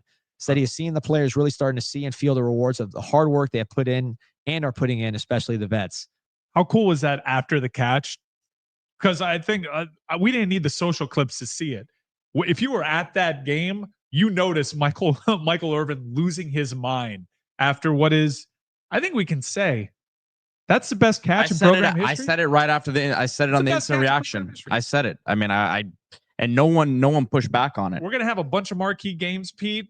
What do you think the lasting image they're going to have? We're going to see that catch hundreds of times this season. Anytime ESPN tries to promote their college football coverage, that catch is going to be there. Anytime Miami is playing and they want to hype up that game, that catch is going to be there. Anytime they want to talk about this rivalry between these two hated rivals, Notre Dame and Miami, that is a piece of rivalry history that happened over there. I love it when those two teams get together. Steve Ballmer running for the hills. That's your boy. Pablo found out. Who cares about the Clippers, man? Send that guy to Tallahassee. I'm sure they got some stuff going on. That said on the show today, the punishment should be they have to keep the contract. This doesn't void the contract. You have to keep the contract. It's funny because you hear so much about circumventing salary cap with NIL, right? Yeah. Which is different because that sounds like a no-show job. These NIL, they fulfill these NILs. And Pablo, how about that going after the libs? No one saw that coming. His first joint venture with the Athletic. Everybody thinks old Harvard Pablo leans a certain way. Bam! Got the Project 29 guys. I'm not gonna comment on all that. I thought it was a very good piece of investigative reporting. He's digged. I've known that one for a couple of weeks. I'm like, boy, just waiting for it. People are gonna be shocked when they see this little y'all try to put Pablo in a box, an elite class box. This might end. They might have to void the contract. Then he goes to the Heat. You get Kawhi. It took me 5 seconds upon learning the news that this happened a couple of weeks ago to already start photoshopping Kawhi Leonard in my mind. It took Nick Wright 2 seconds today on this show to make it all about LeBron. It was crazy. Look at the lengths the league will go to look the other way, because remember, Kawhi was going to go to Anthony Davis and LeBron, and they would have just run through the West. So we give up because we have to get rid of Rozier, right? gambling. Trade him to the Scary Clippers Terry, as punishment. not the other Malik. Not Malik. Right. You can say. No, not Malik. It's Terry Rozier. There's only him. one Rozier in the history of this market, That's right. in my mind. You were right about that one. Trade Rozier to the Clippers as punishment for their crimes. And he has to play. He has to play. Works under the cap. Mhm. Maybe we add something on top of that. I forget who we have that's somewhat bigger How contract. about just give me Or Kawhi the trade Leonard? exemption, too. Just And then we get Kawhi. Give me Kawhi. Kawhi and Nico. Have you seen Nico Jovic in the Euro, whatever's going on? I can Guy's tell you, unbelievable. I can tell you with 100% certainty, I have not. I'll tell you who saw him. Hungary saw him. They saw him draining threes, going coast to coast, throwing passes. So Nico, Speaking of Hungary, let's Kawhi, thank Pop Bam. Subs again. Oh, Pop Subs, unbelievable. I got the half a sub waiting for me. I've never been more excited. Just shout out to Pop Subs. Shout out to Miami Deep in the heart of Glenvar. Deep in the heart of Glenvar. Shout out to the Miami Hurricane team store. I know a lot of people went to MiamiHTS.com, Miami Hurricane team store, get their orange gear for the orange out. Go right back. You can bring more stuff at the Miami Hurricane team store right next to University of Miami, MiamiHTS.com, promo code Insight20. Get whatever you need there. Wow. But yeah, man. And DJ Volume didn't do. I thought he acquitted himself. Apparently not. He has not beat the rap out there. Polarizing. Yeah, tough. What'd you think about the PA? What do you mean? The public address announcer in the game. What? He was getting some names Wait, wrong. hold on. Thank you for bringing this up. He was getting some names wrong. What in the world was that? That was. He was looking at the wrong sheet. He was saying the guys on our team for another team. And you know what's always bothered me about our trademark? That's another Miami Hurricanes. For first down, yeah. You can't do that for the first down. How is it another Miami Hurricanes first down? Is this carried over? Yeah, carried over. It carries over, perpetually carries over. Yeah. How about that's a Miami Hurricane? Let's establish a cadence. It's a Miami Hurricanes first down, And and then- then it's another Miami Hurricanes first down. I like it. That's the attention to detail. How you do anything is how you do everything. But the fact that he was saying the wrong names. Who would he give credit to? Malachi Fields at one point? He was looking at the wrong sheet. So if like number 6 on Miami did something, he would say number 6 for Notre Dame did something, and the reverse. And it was like, you had one job as an opening game. You didn't have that thing right. Maybe that's another reason why I thought DJ Volume wasn't that bad. He was like the least in terms of a stadium ops. You had scanners not working. You had the PA looking at the wrong team sheet. DJ Volume was essentially LeBron James in the Eastern Conference Finals against the Celtics compared to some of what I saw out there today, last week. Yeah, so Evan's saying he was calling all our numbers by Notre Dame names. That's exactly what was happening. Bad. So, yeah. Clean it up. Goes to Donald Donaldson, says, bring back J-Row. He's still around. I see him at Canes baseball games. Yeah, I think I'm with you. Why'd they get rid of him? Just, yeah. I can't answer that. I'm sure he was probably watching that, just shaking his head like, all right. Come on, kid.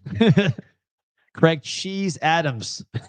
Thank you, Mike. I agree with that wholeheartedly. Thank you very much. See you at Gaga. If you're at Gaga, you can even say hello. Jeez. I'll go on my phone immediately, but come say hello.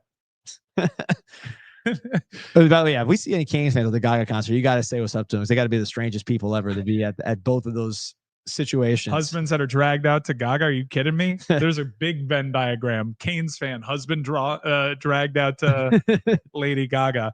I will say, even though we are husbands that are indeed going out to Lady Gaga, I believe we're dragging the wives to this one. Oh, yeah. Yeah. I think we all I'm are. the bigger Gaga fan in my household. Me too. Man, it's going to be so fun going out there with Coach. MC's going to love this. Oh, man. All right. Let's wrap it up. I got a Gaga concert to get to. Like and subscribe to the show. Almost 1,300 on. Pete, keep doing what you do. Great week for you, Pete. Yeah. Pops, appreciate you. Everybody, all our sponsors, appreciate 786 Sports, Cultura, Media, Cultura, Casa Cultura for the studio. Mm-hmm. And Las Rosas for the vibes. Las Rosas for the vibes. DJ Volume, waiting and seeing, right? Mm-hmm. Mixed bag, long season. Let's see. You can go one way or the other way. Obviously, a lot of people are watching you close. Go Canes. Go Canes. Go Canes.